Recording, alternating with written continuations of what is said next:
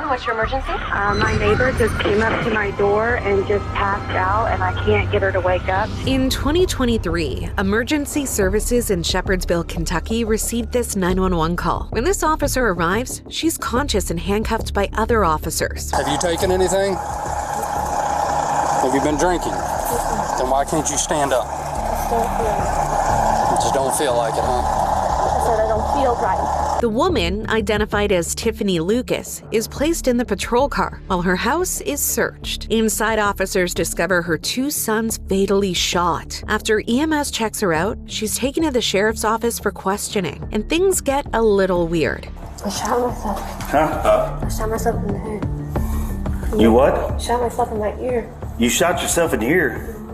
She's rechecked for any injuries, but no evidence of that was found on her, confirmed by EMS. Tiffany is then led into the interrogation room. The games, systems, and everything been manipulating my children, manipulating my mind. Really? All them game systems and, just everything.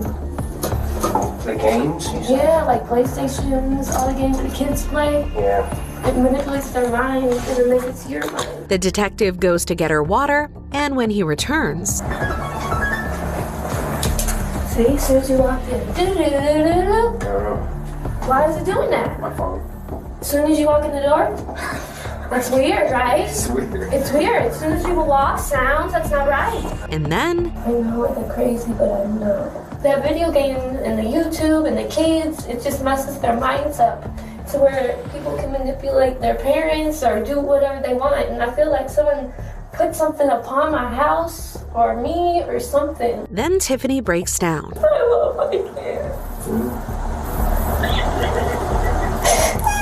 She initially told investigators the shooting was an accident, but she eventually pleaded guilty to 2 counts of capital murder. During her sentencing, the defense asked the judge to consider that Tiffany was going through a mental crisis at the time, but she ultimately received life behind bars. In 2011, Michaela Costanzo left her school in West Wendover, Nevada after track practice and never made it home. A person caught investigators' attention, Cody Patton. I saw her leave the school when I left. When did you leave? 5:30. You seen her leave the school? Yeah. Where was she leaving from?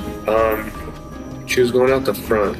She was standing there talking to somebody when I left. A few days later, Michaela's body was discovered in a remote area. She had been fatally stabbed. CCTV from the school showed that someone was following Michaela, Cody. The evidence contradicted what he told detectives. Cody had dated Michaela before his current engagement to Tony Fratto. Detectives learned that he had started bothering Michaela in the months leading up to her murder. I think maybe you're not telling us the truth about what happened. I'm telling you what the physical evidence is showing us. All of it's pointing to you, okay? Then Cody changed his story. The reason I started talking to Michaela was she told me at lunch today at school that she loved me. She just wanted to start talking again. That's what all our phone calls and stuff for. He claimed they went out to the gravel pit to talk, and she was alive when he left. Eventually, he cracks. I looked to where she was at. There's this big rock she had hit her head on, and I tried to pick her up and put her in the car, and she kept moving, and I tried to check her pulse and stuff, and I couldn't get anything, and she just flopped me. I panicked. I just covered it up really quick and put bushes over it and left. Cody was arrested, but there was one more twist. We're freaking out. We didn't know what to do. And we got out the shovel and started digging a hole. And then it kind of went downhill from there. I wasn't really thinking. Tony was with them that day, and the investigation revealed that she felt threatened by Michaela. Tony took a plea deal for a lesser charge of second-degree murder and was sentenced to life with the possibility of parole after 18 years. Cody pleaded guilty to first-degree murder and received life without parole. In 2016, former NFL linebacker Antonio Armstrong and his wife Dawn were shot in their beds while they slept. When the police arrived, they discovered that the couple had been shot in the head with a firearm that was found inside the house, with a note nearby reading, "I've been watching you." During the initial investigation, police found no signs of forced entry. They also discovered that the murder weapon was registered to Antonio and came from inside the home. The note and a burning towel towel were found in the house. Said they didn't see any broken windows, no forced entries at the door, allowing them to believe that whoever committed this crime was inside the home. The suspicion immediately fell on the son, Antonio Armstrong Jr., or AJ, who was arrested that same day. You get along with your mom, get along with dad, no problems, no like really close. And then me and my mom, me, my brother, and my sister, had our, little issues with my mom, but it was never anything, serious. However, he insisted that he had heard gunshots and found his parents wounded before calling 911. Did you hear anything else was going on? I did.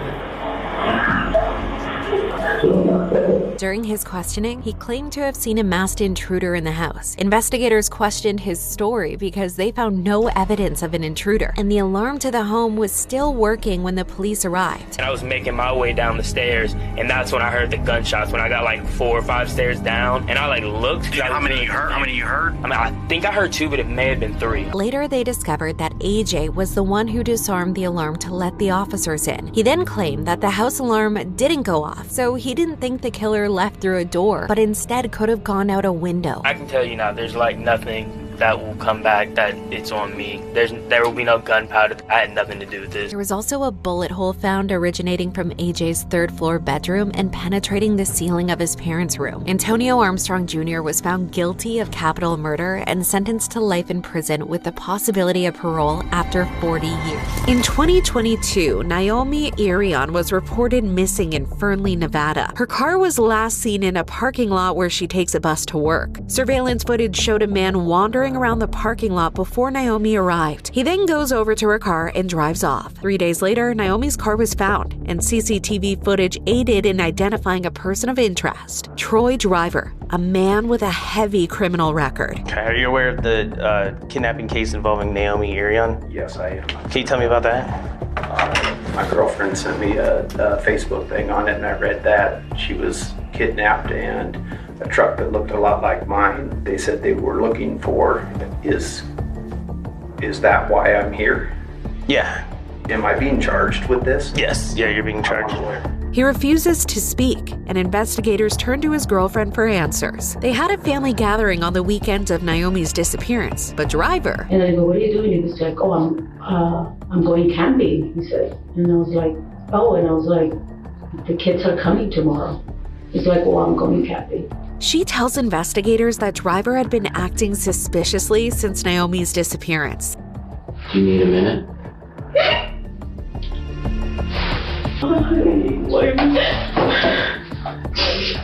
Yeah, I imagine you're heartbroken, you confided in them and you shared your life with them.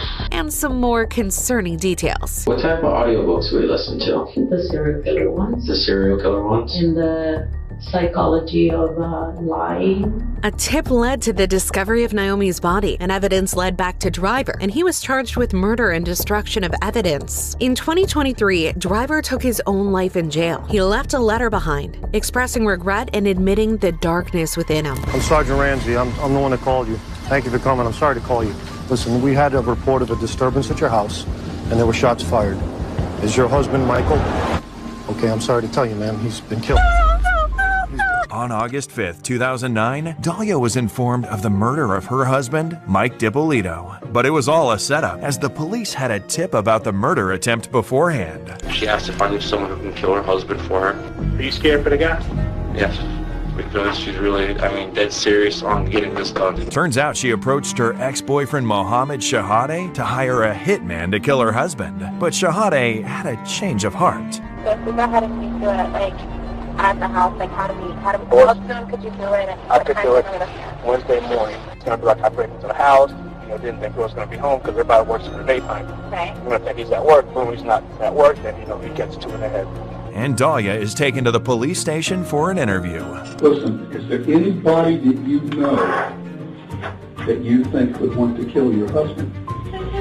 Probation. When she tries to use the probation as the reason why Michael was killed, she realizes it doesn't work. The only person, his probation officer, is the only. You know what I have no idea. He would not answer the door. We have cameras, at our house. Maybe he knows this person. Now detectives drop a bombshell that changes everything. I want to know if you know this guy. Come here. Bring this guy in here. Get over here. Get over here. You know who this guy is? No. You've never seen him before? No. And the truth is out. You're going to jail today for solicitation of murder. You're under arrest. That's an undercover police officer. Your husband is well and alive. Thank God. Oh yeah, thank God. No, he doesn't want to see you. Dahlia was sentenced to 16 years in prison. In 2008, Mark Twitchell was an aspiring filmmaker living in Canada with his wife and young daughter. While he looked unimposing, his writings were exceptionally dark. On October 10th, 2008, a man named Johnny Altinger was reported missing by his friends and family after they received an unusual email from his account. In the email were directions to a garage sent by a woman he met online named Sheena. During the investigation, the police discovered that the garage was rented to Mark Twitchell. When the officers searched the place, they found what appeared to be blood spatter. Twitchell claimed that he had used the location to film a movie, which featured a killer luring men to a garage and murdering them. He stated that the blood came from an execution scene he was filming. Later, investigators learned that Twitchell was a devoted fan of the TV show Dexter, which was about an avenging serial killer. He even posed as Dexter Morgan on Facebook, so he became the prime suspect in the disappearance of Altinger. You know exactly why you're here. Because John's gone missing. The reason you're sitting here is you're the guy that made him go missing. Police believe Twitchell's garage resembled a scene right out of the TV show. It had plastic sheets covering all the windows, a table with blood spatter, and cleaning supplies laid out. In a movie, but it's a tough thing. This is real life stuff. You gotta get away from the movies. Yeah. So get out of your film producer mode and the facade of thinking that everyone's an actor, because this is real life. Eventually, Altinger's blood was found in the trunk of Twitchell's family car, so he was arrested on Halloween Day in 2008. Hey, Mark, are we beating a dead horse here, or are you going to tell us where the body is? Simple question, Mark. Can't you answer that? After his arrest, police recovered a deleted file on Twitchell's computer called SK Confessions, in which he was detailing his crimes. The level of graphic detail in that document is extremely high. Mark Twitchell was sentenced to life in prison with a minimum of 25 years. You got to look inside the mind of a killer, the gunman who murdered 12 people and left 70 injured. On July 20th, 2012, a man entered Theater 9 in Aurora, Colorado during the midnight showing, dressed in tactical gear and carrying multiple weapons. He opened an emergency exit door, left for his car, and returned about 20 minutes into the movie. Once back inside, he threw tear gas canisters into the audience, then opened fire, murdering 12 people and injuring 70 others. Are you angry, or what's the thought inside you at that time? Kind of that I have a mission to complete. The shooter, later identified as 24-year-old James Holmes, was a former University of Colorado medical student studying neuroscience in a PhD program. According to police, he wore a gas mask before hurling the gas canister at the crowd. How about hurting or killing other people? Yeah, I'd kind of transferred it into kind of homicidal. Holmes allegedly had dyed his hair red and told police he was the Joker from the DC Batman movies. Would you ever have fantasies or thoughts or pictures in your mind of some of the monsters from childhood or any kind of monster? I would have like violent images. During the investigation, police discovered that he had planned the attack months before, as he bought the weapons online and booby-trapped his apartment, meant to divert police. You've said several times that the mission and the concept came from within you and not from outside you. No, there wasn't command voices. No, I'd say I was my own authority. He was arrested outside the theater within minutes of the shooting and was charged with 166 counts, including first-degree murder and attempted murder. James Holmes was sentenced to 12 life sentences, plus 3,318 years for the attempted murder charges and explosives. A 49-year-old kitchen salesman from North London allowed his former colleague and personal trainer, Stephen Marshall, to move into his apartment rent-free to help him out in 2008. Sometime later, Marshall's girlfriend, Sarah Bush, also moved in, and the couple took advantage of Jeffrey's generosity, refusing to pay rent, stealing his food, and forging his signature to claim housing benefits, until Jeffrey suddenly disappeared without a trace. Between March and April 2009, various parts of a human body were discovered across London. I'm dealing with a horrific murder here. I need the public's help. to help me identify who the victim is. After further investigation, police were able to confirm it was the body of Jeffrey Howe. Carried out some very fast-time research on Jeffrey Howe, on his address, on his background. Finally, Marshall and Bush were arrested at Howe's apartment after detectives found evidence, including blood stains and matching fibers, linking Marshall to the murder. And I become really, really excited because I just knew what Stephen Marshall was, what he was capable of. During his interrogation, Marshall confessed that he stabbed Howe because he wanted control over his property, to continue living there, and to collect his benefits without interference. He was called the Jigsaw Killer because he used the same gruesome and methodical techniques that were presented in the movie Saw. Stephen Marshall was sentenced to life in prison with a minimum term of 36 years. Sarah Bush was not convicted of murder. Police were dispatched to Southwood Middle School in Palmetto Bay on February 3, 2004. When they arrived, they found Jamie Go's body in one of the bathrooms. Investigation pointed to one suspect who was seen going into the bathroom during class and coming out with blood on his shirt. He was Jamie's best friend, Michael Hernandez. So he is brought in for an interrogation. How did Jamie seem this morning? He seemed like he normal, all like he does every morning. Did you make any suggestions to Jamie that you and him go into the school early this morning? Yes, I did. And he's straightforward from the start. Why did you make the suggestion to Jamie to go inside the school today? I was planning to murder him. Michael confesses that he lured Jamie into the bathroom before stabbing him multiple times. Had you had planned to do this to Jamie? Yes, I did. How long have you had this plan? A little under a week. And when the detective asks him about the reason, why did you choose Jamie, your friend?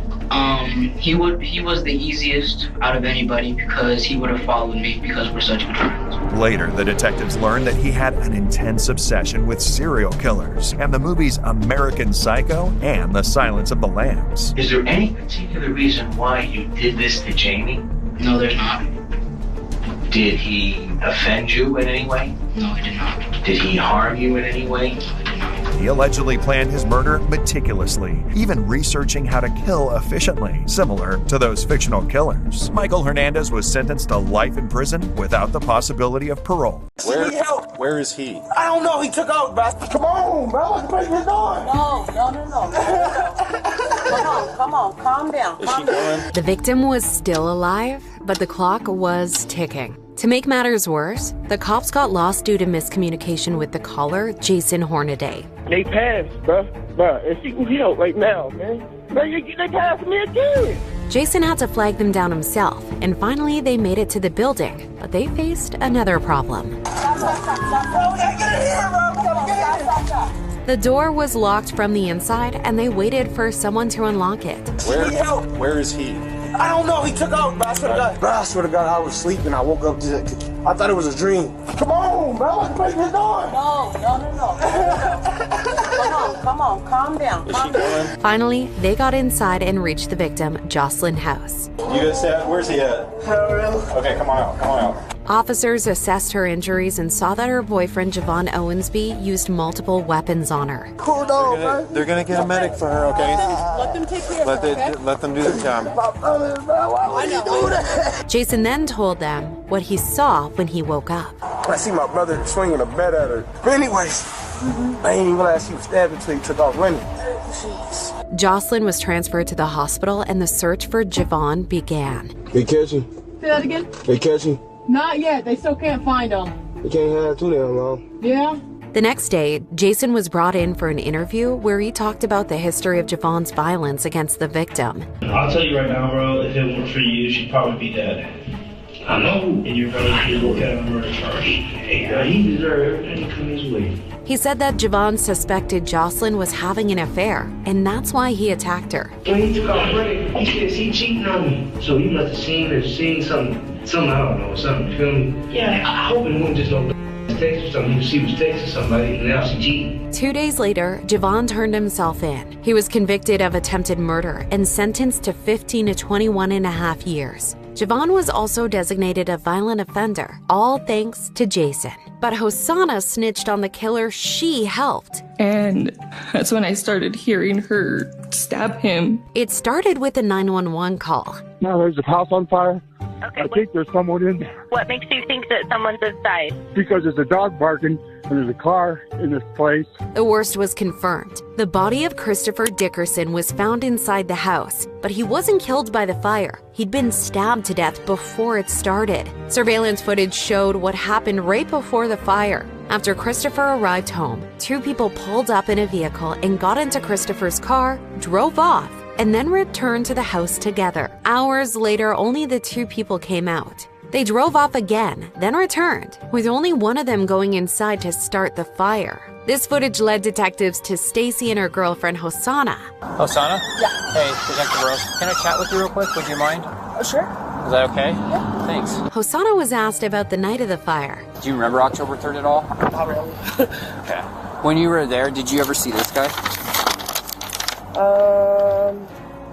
No, he doesn't look familiar. He doesn't look familiar? No. She claimed she never saw him at the bar, but evidence showed they met him in the parking lot before they followed him home. Did you ever go to anybody's house that night?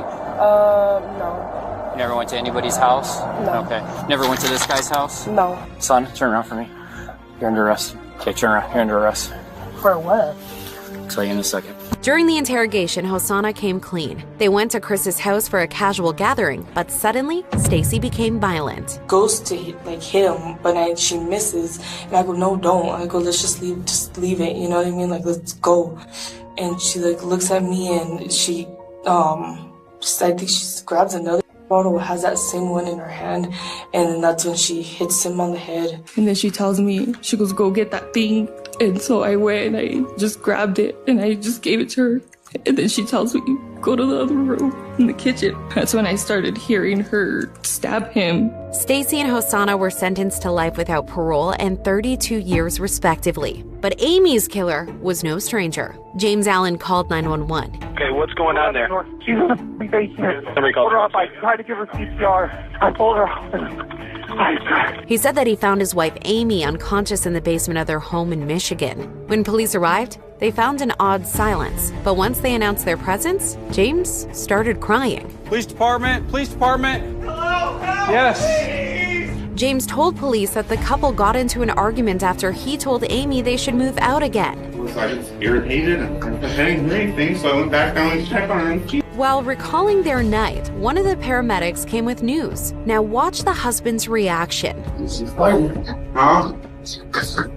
What? Says she's fighting.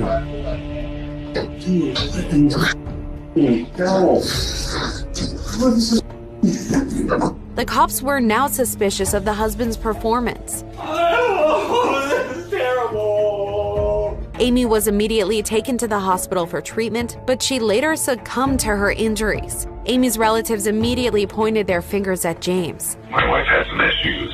And, What kind of issues? she struggled from social anxiety. That got out of hand, so she just sort of started isolating herself. And so I had taken measures when we got up here to help her break out of it. And Amy was revealed to have been having a secret online affair. She was even texting him the last time she was seen alive. The autopsy later revealed that Amy died of blunt force trauma to her head due to a physical struggle. James Allen was convicted of second-degree murder and sentenced to 20 to 45 years. Likewise, Kayla's son knew how much family can hurt. They said that they're going to remove me so that when he gets better, they can accuse me of being the one that did it. The police responded to a bizarre call from a hospital, as they were concerned about a patient whose worsening condition coincided with his mother's visits. When they arrived, they met the victim's mother, Kayla Barlow, who flipped the table on the hospital. She said his bed wasn't clean and that it had someone else's wristband. And I've been complaining about it the whole time that I won't move to a safer hospital. What? They won't let me. The patient was found to have bacteria in his bloodstream, which had to be introduced through his PICC line. Hey, Kayla, really quick. I'm not talking to you. You're police. No, that's okay. That's okay. You don't have to talk to me. We're not accusing you of anything. We're just been told, hey, it is a possibility that this could be happening. It's a possibility that something from outside his body is introduced inside. Yeah, and if it is, it's from the nurses and stuff here. My problem is that my kid is getting worse and worse every time, and they are telling me that I can't be with him. When he dies, I'm not going to be able to be with him. Three things are happening, Kayla. Either the hospital's doing stuff that they're not supposed to be doing, or, you know, they're not clearing the pick lines, whatever, okay? It's someone that's visiting them, like you, family, something like that, okay? Or neither you or the hospital are doing anything. Get sick again, then it's even worse. But if he does get sicker and you're not here, then that rules you out. Don't have a search warrant, so totally asking for your permission, but could I just kind of look through your stuff and see? Okay. Kayla said she refused because she'd been here before, where she was accused of harming her son, and the contents of her bag were used against her. I am not ready to leave the place where my son is when I never see him. Unfortunately, that's not a choice right now, Kayla. Kayla was charged with child abuse. I don't even have to touch him or anything. I just wanted to say goodbye. I understand. We should have